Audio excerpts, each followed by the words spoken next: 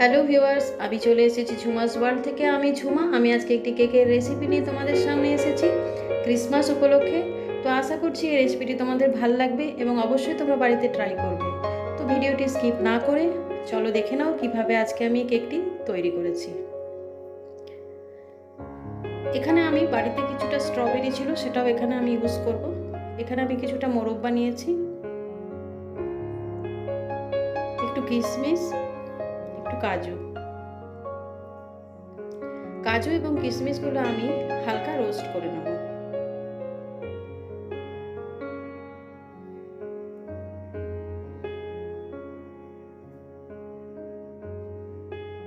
Next আমরা স্ট্রবেরিগুলো ছোট ছোট করে আমরা টুকরো করে কেটে নেব।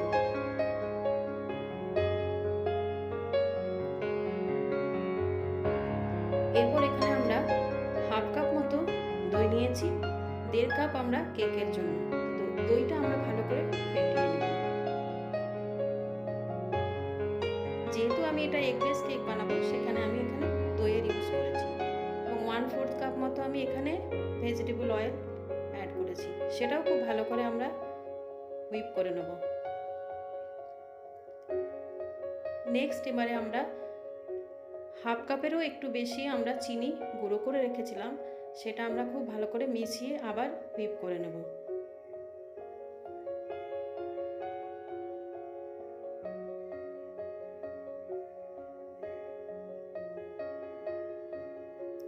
এখানে আমি এসেন্স ইউজ করেছি, ভ্যানিলা এসেন্স।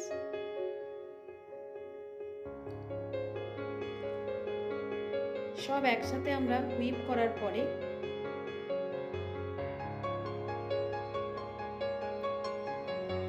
এরপরে আমরা আরও বেশি ভালো করে হুইপার দিয়ে হুইপ করব, যাতে কিনা কেকটা খুব স্মুথ হয়।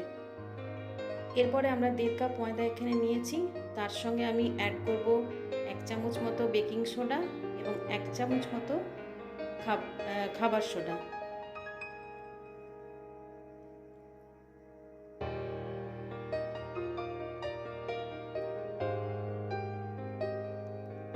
এবারে আমরা সমস্তগুলো ভালো করে স্ট্রেনারে আমরা চেলে নেব।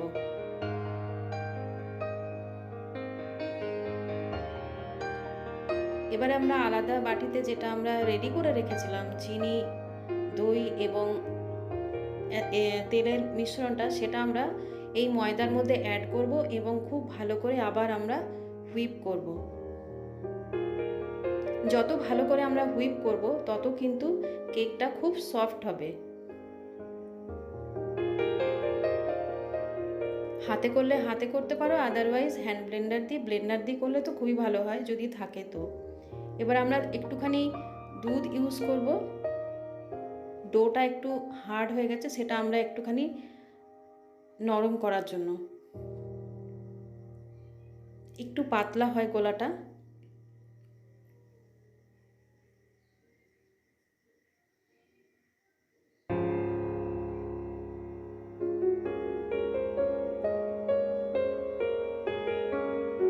নেক্সট আবার আমরা হ্যান্ড ব্লেন্ডারে আমরা বেশ কিছুক্ষণ বিট করব।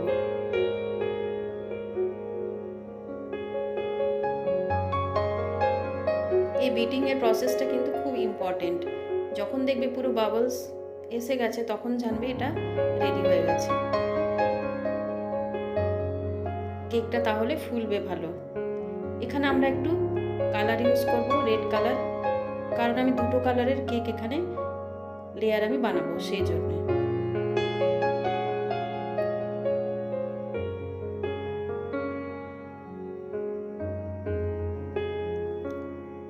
একটু কালার দিলে কেকটা কি হয়, একটু কালারফুল হয়, দেখতে ভালো লাগে, আর কিছু না। ভালো করে কালারটা দেখো মিক্স হয়ে গেছে। এরপর আমরা কেক টিনের মধ্যে বাটার পেপার নিয়ে সেটাকে আমরা অয়েল ব্রাশ করব।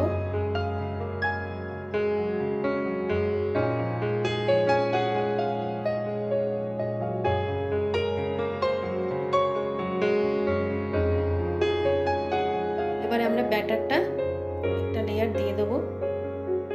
একটা লেয়ার দিয়ে দেওয়ার পরে আমরা ড্রাই ফ্রুটসগুলো আমরা খুব ভালো করে স্প্রেড করে দেবো।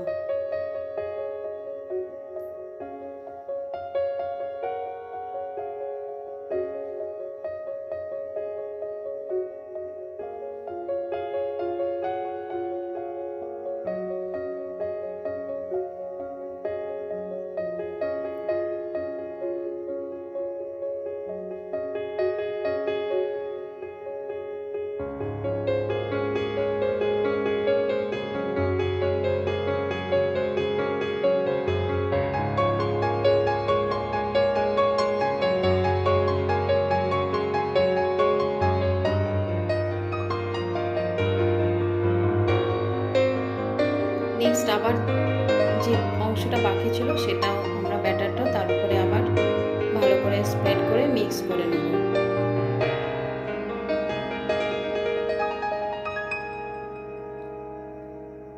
এরপরে আমরা পিঙ্ক কালারের বাটারটাও এরকমভাবে স্প্রেড করে নিয়েছি। এরপর উপরে আবার আমরা ড্রাই ফ্রুটস কিছু দিয়ে দিয়েছি। এবার আগে থেকেই নুন দিয়ে আমি প্রিহিট করে রেখেছিলাম কড়াইতে। এরপরে আমরা কেক টিনটা বসিয়ে দেব এবং ঢেকে দেব।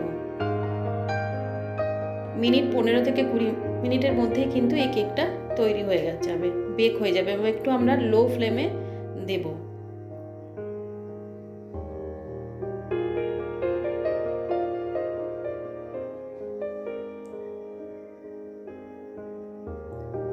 দেখো হাফ রেডি হয়েছে।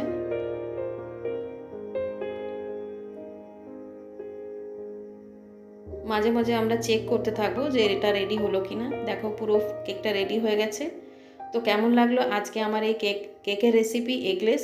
তো অবশ্যই তোমরা লাইক কমেন্ট এবং শেয়ার করে জানাবে এবং অবশ্যই আমার চ্যানেলটিকে সাবস্ক্রাইব করে দেবে এবং যারা আমার ফেসবুক পেজ থেকে দেখছো তারাও অবশ্য এই পেজটাকে তোমরা ফলো করে দেওয়ার অনুরোধ রইল এবং ইনস্টাগ্রামেও আমার লিঙ্ক রয়েছে ডিসক্রিপশন বক্সে, অবশ্যই তোমরা সেটাকেও ফলো করবে। তো দেখো কেকটা কত সফট হয়েছে। তো আবারও আসবো বন্ধুরা নতুন নতুন ভালো কোনো রেসিপির সাথে। ততক্ষণ ভালো থেকো এবং সবাইকে হ্যাপি ক্রিসমাস।